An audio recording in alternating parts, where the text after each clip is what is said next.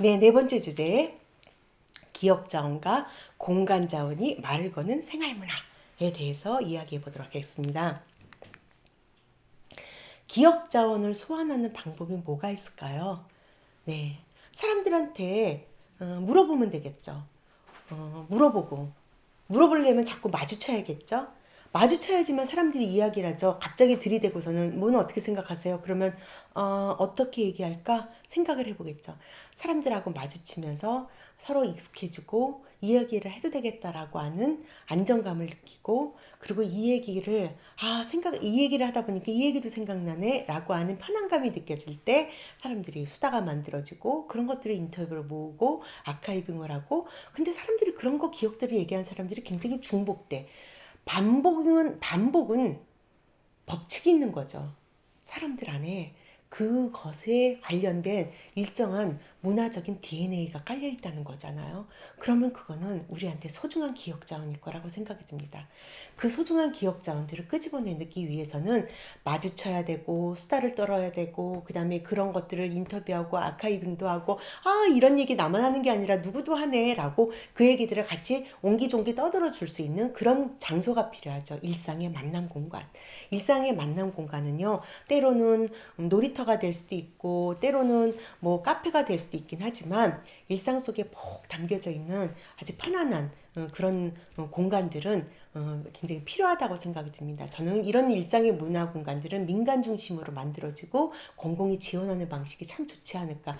공공에서 딱 만들면요, 공공은 만들어지는 약간 틀. 왜냐하면은 공간을 만들 때 이 공간을 만드는 정책적 이유가 명확해야 되기 때문에 아무래도 약간 획일적이고 정형화된 구조를 가질 수밖에 없거든요. 그렇다고 한다면 사람들의 행동이 거기에 따라서 규제될 수밖에 없는데, 그것보다는 훨씬 더 편안한 공간이 필요하다면 그것이 민간 공간이 돼야 되는 게 아닌가라고 생각이 듭니다.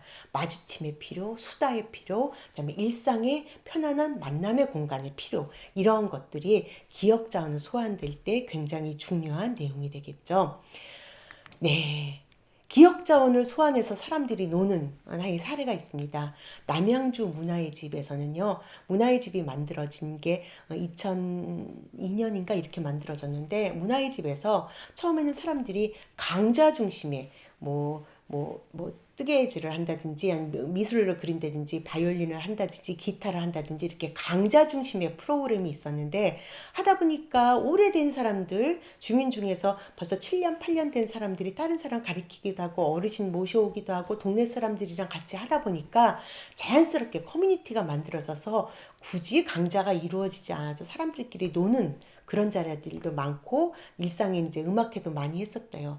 그러다 보니까 사람들이, 우리는 이렇게 문화의 집이 있어서 참 좋은데 다른 사람들은 이런데 못 와서 어떡하냐 뭐 이런 얘기를 하다가, 무슨 얘기를 했냐면, 사람들이랑 놀기 딱 좋은 그런 거 했으면 좋겠다, 너무 힘든 거 싫고 라고 얘기하면서 비 오는 날 같이 부침개 부쳐 먹는 이런 얘기가 나왔대요. 그러다가, 그러면 우리가 동네에 한번 쏠까? 부침개를 쏠까? 이 얘기를 하다가 쏘자 뭐 이렇게 됐다고 하거든요. 근데 대부분 아줌마도 있고 이제 아저씨도 있긴 하지만 아줌마들이 많이 있으니까, 이 아줌마들이 또 한번 부침개를 쏘자라고 하면 어마무시하게 또 쏘는 사람들 아니겠습니까? 그래서 부침개 축제를 기획했대요. 그때 사람들한테 뭐라고 얘기했냐면, 사람들마다 1kg 정도씩 부침개를 부칠 재료를 미리 만들어 가지고 오면은 책상을 제공할 테니까 사람들한테 부침개를 제공해주자라고 했다는데, 사람들이 부침개감을 뭐 1kg가 뭐예요? 2kg, 3kg씩 막 어마어마하게 김장통에 해오듯이 막 이렇게 해가지고 오는데,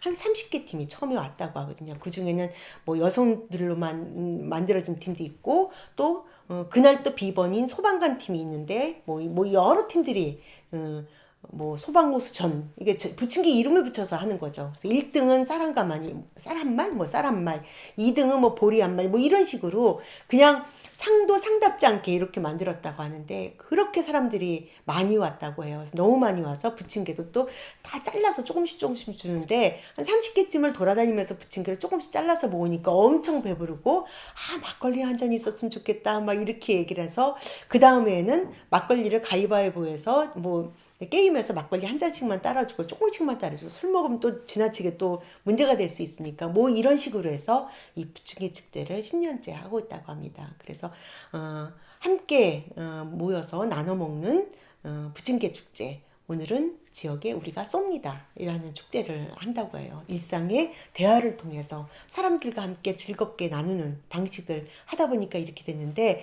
기본적으로 사람들이 굉장히 유쾌하게 이야기를 하고 30팀이 나오면 30종류의 부침개가 나온다고 해요. 근데 이 똑같은 축제를 제가 한번 캐나다에서 본 적이 있는데, 그 알버타라고 하는 주에서 사람들이 그 팬케이크를 사람들이 이렇게 나눠주면서 팬케이크 축제를 하더라고요. 근데 누구나 사람들과 쉽게 나눠 먹는 것으로 이 약간 부침개성 이런 축제들이 어느 지역에나 있지 않나, 일상의 관계들 속에서 그런 게 만들어지지 않나라고 생각이 듭니다.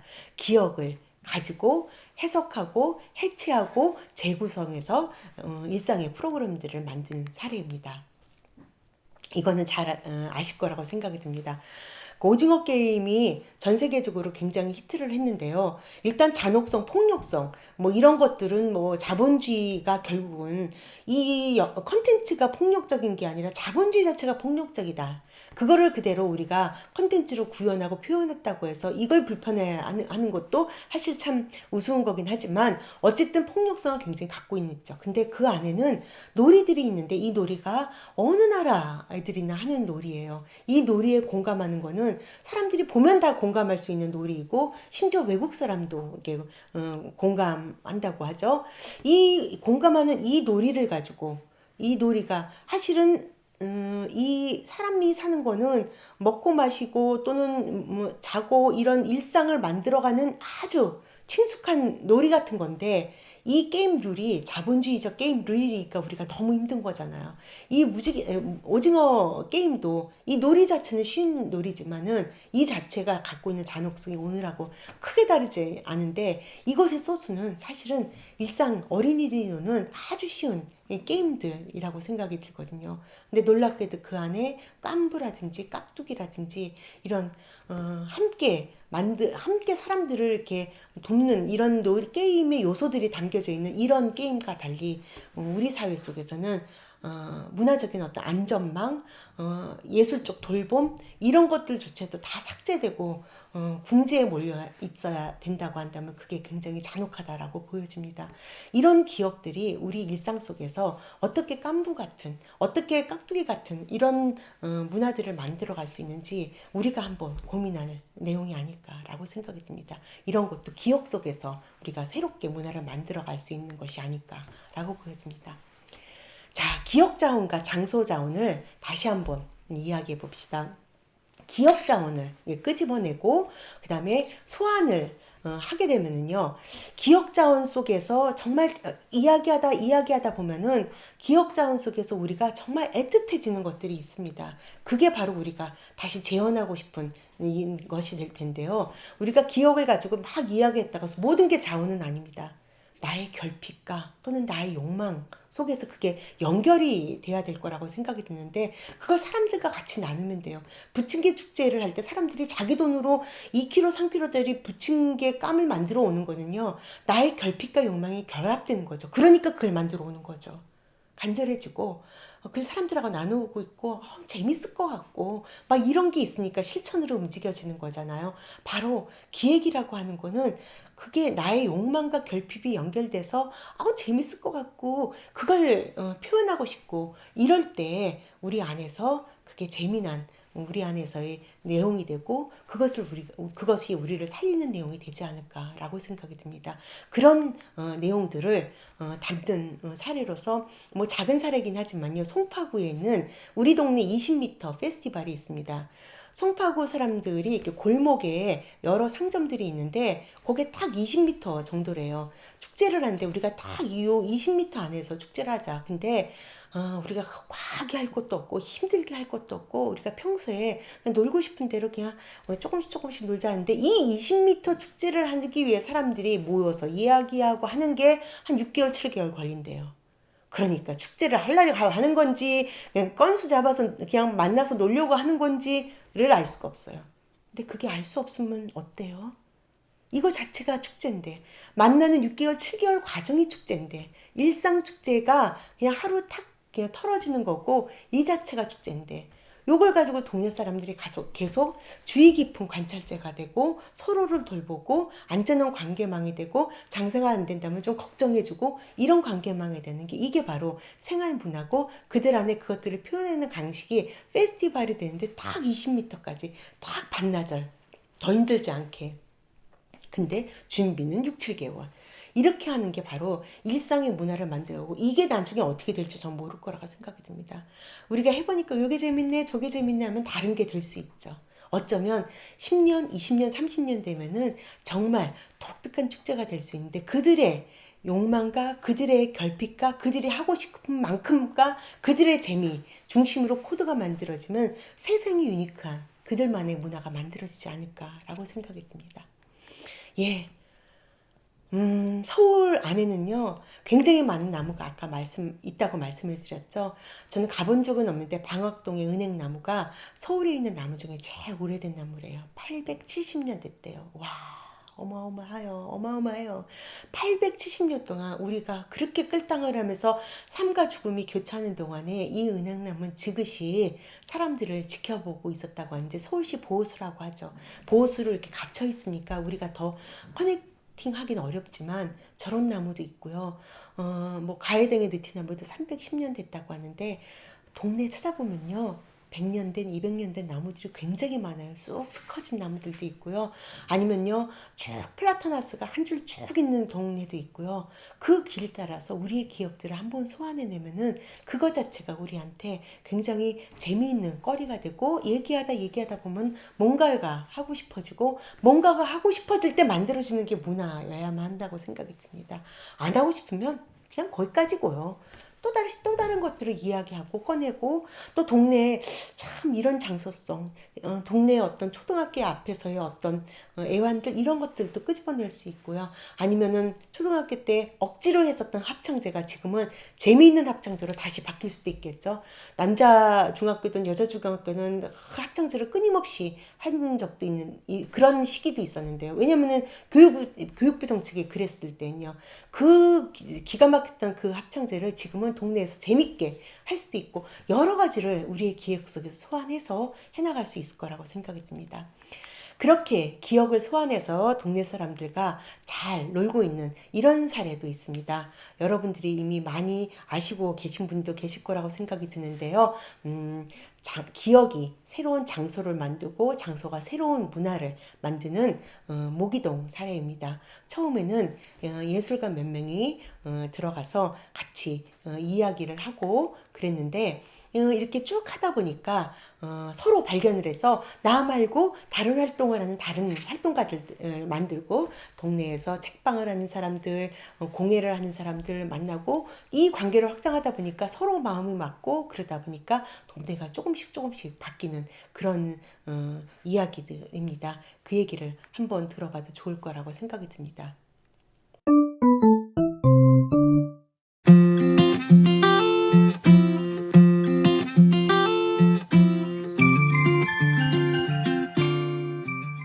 마음의 거리가 가까운 동네 모기동에서 활동하면서 일도 하고 놀기도 하는 플러스 마이너스 1도시 운영하고 있는 유다원입니다.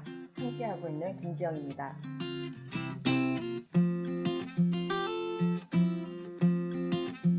저희 동네는 12,000세대, 3만 명 정도 공급 밀집이 굉장히 높은 동네고, 저희가 들어왔을 때만 해도 비슷한 분위기였는데 나이대가 조금 더 높았어요. 요즘에는 다 빌라촌으로 계속 다 재개발이 되더라고요.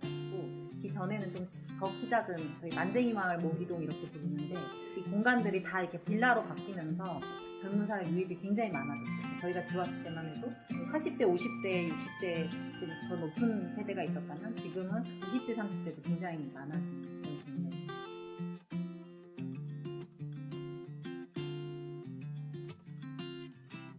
지금 조합원들이 다 일주일에 한 번씩 이렇게 돌아가면서 계속 자원활동으로 공간을 유지하고 있어요. 근데 그 자원활동이 강압적으로 하는 자원활동이 아니라 저희 동네에 이런 공간이 너무나 필요한 거예요. 사람들이 모이고, 저희도 동네에서 교육 프로그램을 한달지 모임을 한달지 할 때 함께 모이고 이렇게 넘나들 수 있는 커뮤니티 공간은 굉장히 필요하거든요. 무엇이든 한번 실행해 볼 수 있고, 이 카페라는 공간 10평 정도밖에 안 되는데 여기에서 연극도 하고 뭐 음악 공연도 하고 뭐 모임도 하고 뭐 아주 쬐끄만 시도라도 할 수 있는 그런 아주 열린 공간이 동네 사람들한테 너무 필요한 거예요. 그거에 대해서 모두 동의하고 있어요. 그래서 하는 자원활동이거든요. 그래서 모두 다 그 공간을 기반으로 해보고 싶은 것들을 해요. 운영비만 벌어진다면 이 공간 계속 유지하고 싶다라는 생각이 있어요.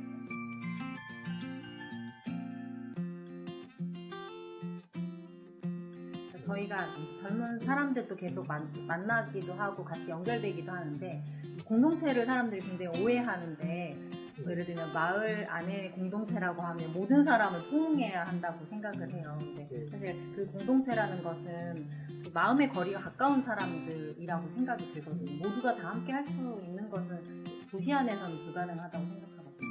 사람들이 불편함을 마주하고 그것을 좀 이제 삼켜 넘기는 것도 연습해야 되지 않을까? 계속 일상 안에서 서로에게 침투되는 과정들이 있다 보면 좀 줄어들지 않을까. 그러다 보면 자연스럽게 들어오기도 할 거고, 시간이 필요하겠죠.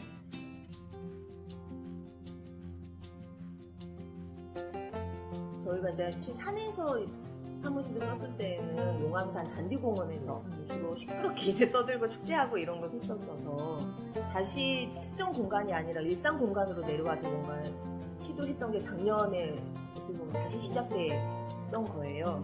그래서 이런 방식들을 어떻게 다시 만들어 가야 되지? 처음과 같은.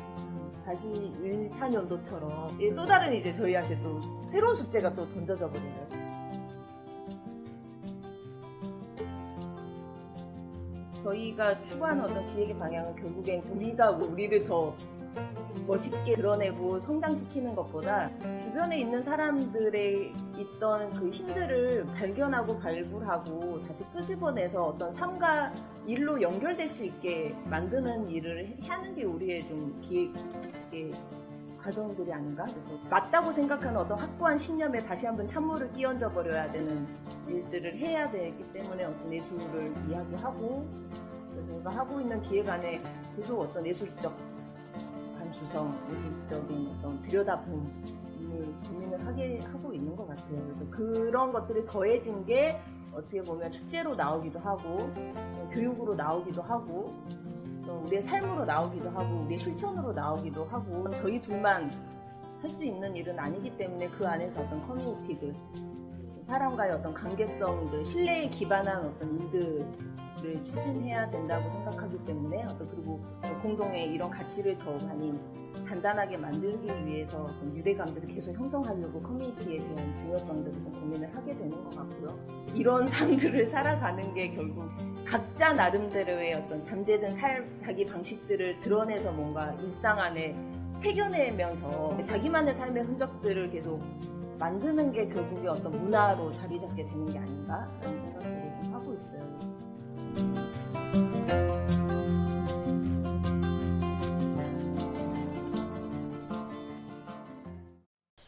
네, 모기동 이야기 잘 보셨습니까?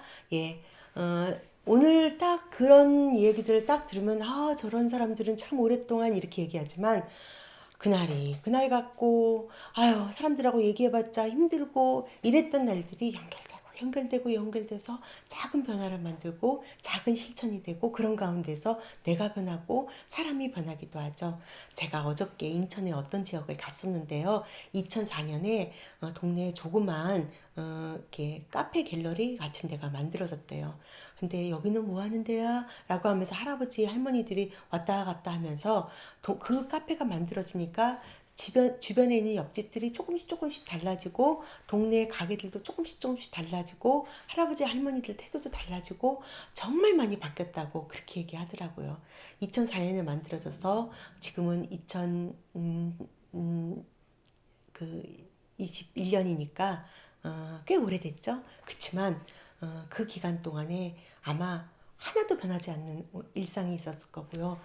똑같은 사람들이 움직였던 그런 일상이 있었을 거라고 생각이 듭니다. 그렇지만 참 생각해보면 이미 사람은 바뀌어 있고 또 동네도 바뀌어 있고, 이게 생활 문화일 거라고 생각이 듭니다. 그래서 퀴즈. 기억자원은 일상 속 작은 땡땡에서 모아지고 작은 땡땡은 사람을 통해 서울의 삶을 풍부하게 합니다. 이 안에 들어갈 말은 여러분 뭐라고 생각하세요? 여러분의 생각과 저의 생각이 비슷할 수도 있고 다를 수도 있는데요. 여러분의 생각 한번 생각해 보시고요. 하나, 둘, 셋. 저는 공간이라고 생각합니다.